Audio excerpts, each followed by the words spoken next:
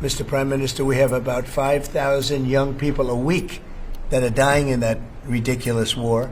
Putin's much more in control of the situation because he's just sitting back behind his big oak desk in Moscow with a very large glass of best Russian vodka over ice and a big white cat sitting on his knee as he's stroking it, because Donald Trump's doing everything that Putin wants him to do.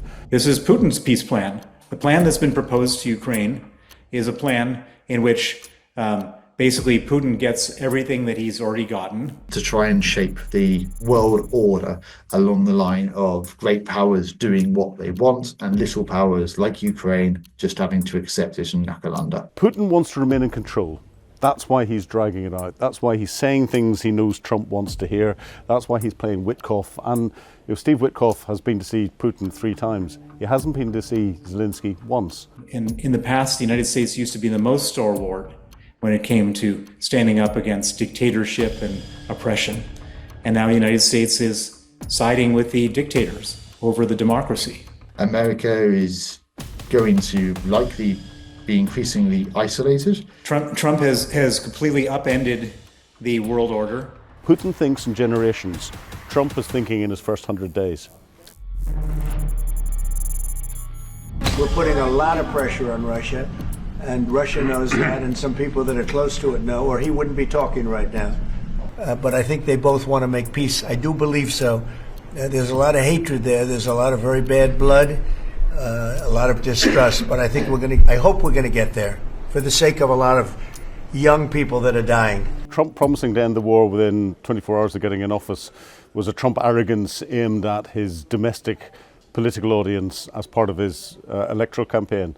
Once he got into office, he realised that was impossible, and it's been extended to 100 days. That's why we're seeing all of the pressure going on at the moment to try and get this done, because I think we're on day 90-ish. So that's putting the impetus behind things. But I think he's beginning to realise he's bitten off more than he can chew. It's a much more complex issue than he'd first considered.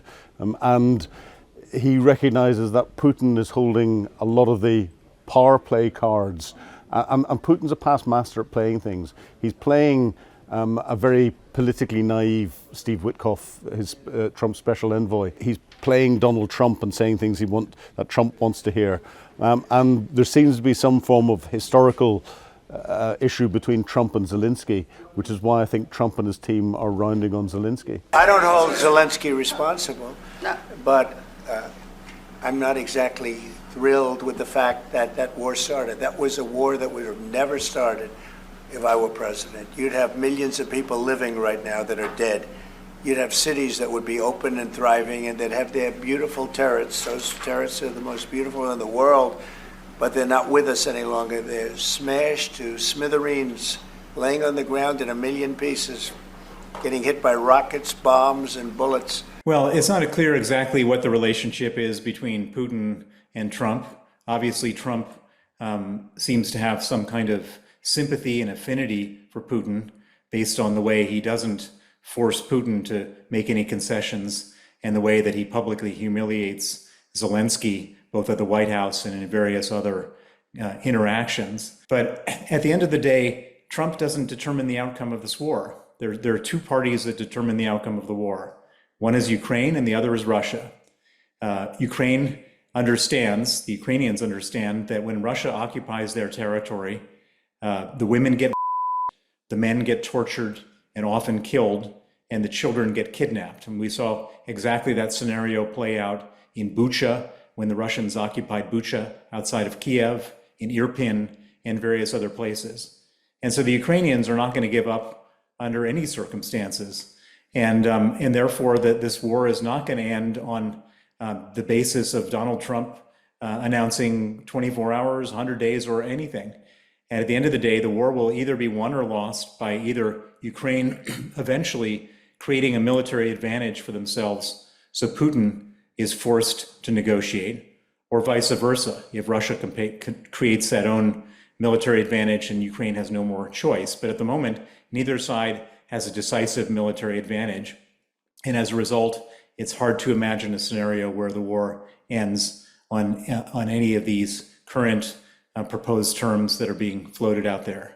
The Prime Minister understands that better than anybody. He wouldn't be talking right now. He's talking, and we're putting a lot of pressure. I think he wants to make a deal. We're going to find out very soon, but it takes two to tango. And you have to have Ukraine want to make a deal too. And they're being hit very hard. And I do believe they want to make a deal. He's changed the world order. I mean, the transatlantic security architecture is rapidly, I would say, being depleted.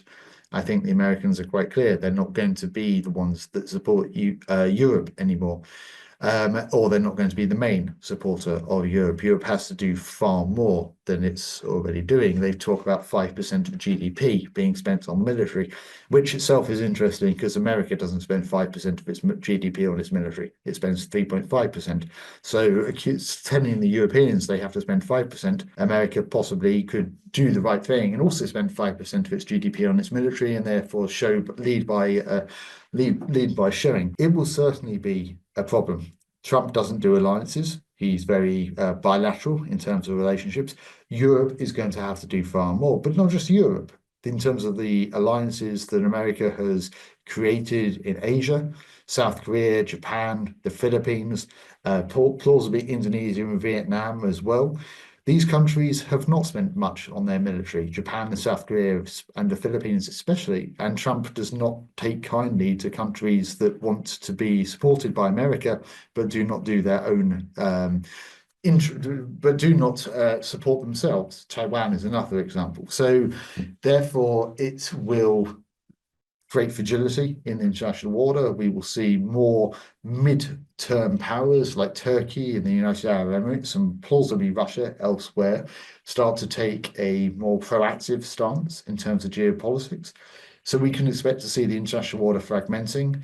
America is going to likely be increasingly isolated.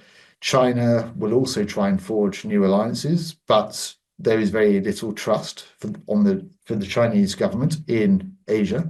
So that will also lead possibly to arms races. It will potentially lead to huge instability across the world. And we will just have to wait and see in terms of this. I have my own deadline. And we want it to be fast. And the Prime Minister is helping us. He wants it to be fast too. And I think everybody in this, at this time in NATO, they want to see this thing happen.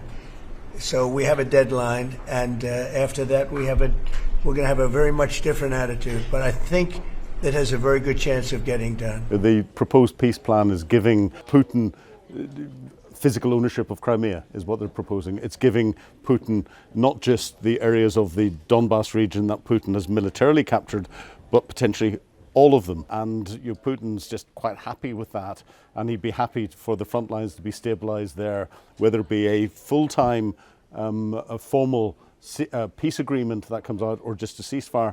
I don't think Putin really cares, because it would give him a chance to rebuild his forces up again, and at some stage at a later date take another salami slice off Ukraine and take another salami slice. Putin thinks in generations. Trump is thinking in his first 100 days. They've been fighting. They've lost a lot of territory. We'll do the best we can, working with Ukraine. We'll do the best we can, but they lost a lot of territory. When you say Crimea, that was handed over during a president named Barack Hussein Obama. That had nothing to do with me, Crimea. That was 11 years ago with Obama. There is no chance that Putin is going to stop what he's doing because he now has a big advantage. So he was ready to sacrifice an enormous amount. And when I say sacrifice, I mean close to 1 million soldiers have either been killed or maimed and permanently disabled. That is a huge sacrifice. On top of that, the Russian economy is in a complete mess. And Putin did this with the intention of achieving his maximalist goals of taking over Ukraine. And if anything now, he sees himself having an advantage, and he sees the advantage being that Donald Trump is on his side. And therefore, he has no reason whatsoever to in any way back down. He wants to finish what he started. And we saw that during the last month when Ukraine was ready to implement a 30-day unconditional ceasefire, and Russia wasn't. And I believe that Putin will continue on with this war until he is physically stopped. And that requires the continued support of the United Kingdom, the European Union, and other allies providing military aid and providing financial aid. I see this as Putin doing what Putin does. You know, he will propose a peace deal. We look at the Easter ceasefire that he proposed, a 30-hour ceasefire. You know, very quickly, President Zelensky of Ukraine came out and said, let's turn this into a 30-day ceasefire. And Putin's response was to continue with the rocket attacks and the against Ukrainian infrastructure and continue the attacks on the front line. So there was no ceasefire that's there. Why Donald Trump isn't seeing that, because his intelligence services will be seeing that and briefing him on that, I don't know. It's very difficult to get inside the mind of someone who is being so random in his thinking. Putin will say anything that he thinks will play to Donald Trump, will play to Putin's supporters, and will play to his domestic audience as well. And in the Putin supporters, I include Iran, North Korea, but more particularly China in that. And the Russians have got a doctrine of masking the reality. It's called maskirovka. It's all about giving partial truths out, but spinning it in a way that's preferential for what you're doing. And then they've got another doctrine, which is varanya, which is literally translates as lying. They will say something just to get it out there, knowing that the full world doesn't believe that it's true, but they don't care because nobody's going to call them out. Well, we don't know exactly what the relationship is between Putin and Trump. What we do know is that Trump's actions and his opinion about Putin are at odds with the American public.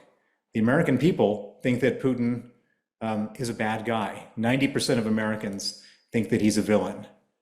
A vast majority of Americans support Ukraine and support giving more military aid to Ukraine. And so the fact that Trump is taking this view, which is out of sync with the American people, suggests there's something else going on, and that something else nobody knows. But what I can tell you is that Trump is not behaving irrationally, even if it looks that way. Trump is doing it for some personal interest, and we don't know what his personal interests are, but they're certainly not in the national interests of the United States.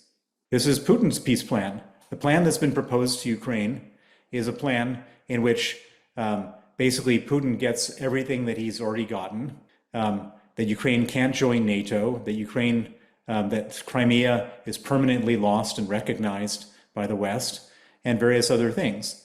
And of course, sanctions being lifted so Putin can now rearm and then have another go. And by the way, there have been peace treaties or ceasefires in the past. There were two agreements. One was called the Minsk I agreement, and the other was called the Minsk II agreement, in which Russia was supposed to stop fighting. They signed these agreements, and then they kept on fighting. Everybody understands that Russia will continue no matter what. And the only thing that could possibly happen in this proposed deal that Trump has come up with is that Putin stops temporarily. He uses all the time that he has to rearm, and then he has another go. And at some point, he's going to have a go not just at Ukraine, but at the Baltic states or Poland, in which case it drags Europe into a war with Russia. And of course, we want to do everything we can to avoid that, which is why continuing to support Ukraine is so important.